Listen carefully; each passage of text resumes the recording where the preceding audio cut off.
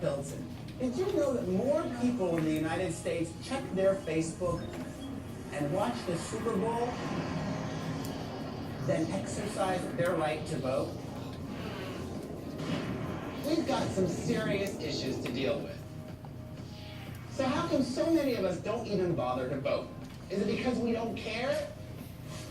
Or maybe it's because we don't know our history.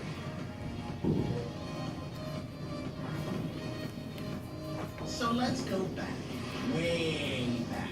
Our country's first election came after fighting for our independence. A fight that cost many lives, but it was worth it because instead of being ruled by a king, we were finally able to make our own laws. But not everybody was allowed to participate. You see, back then, you had to own property, be white, and a man in order to actually vote. Now, things continued that way for about 80 years, until after the Civil War, when slavery was abolished and all men were given the right to vote. Now hold up a minute. Just because we had the right to vote didn't mean we could use it. See, all these new voters wanted to participate, which threatened the people in power and their ability to stay in power. So they tried to stop us with violence and shady new requirements like literacy tests and poll taxes. We had to fight for nearly 100 years before the Voting Rights Act passed, which finally outlawed these dirty tricks. And you weren't the only ones that had to fight for your right to vote. Somehow women got left out and had to organize and fight state by state. Until we took our fight to Washington and finally got our right to vote all across the country. And even once the laws guaranteed every person the ability to vote, you still had to be 21 in most states. So when our government began drafting people under 21 to go fight in Vietnam, they realized their lives were at stake and they had no say.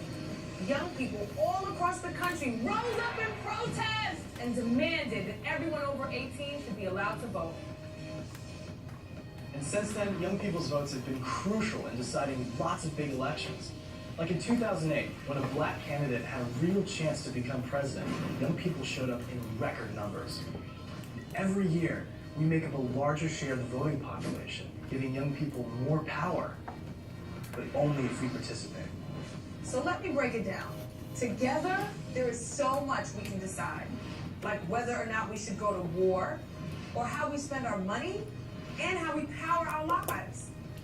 We can determine who has the right to marry, and who has the right to choose, what possessions should be outlawed, and whether or not we should legalize.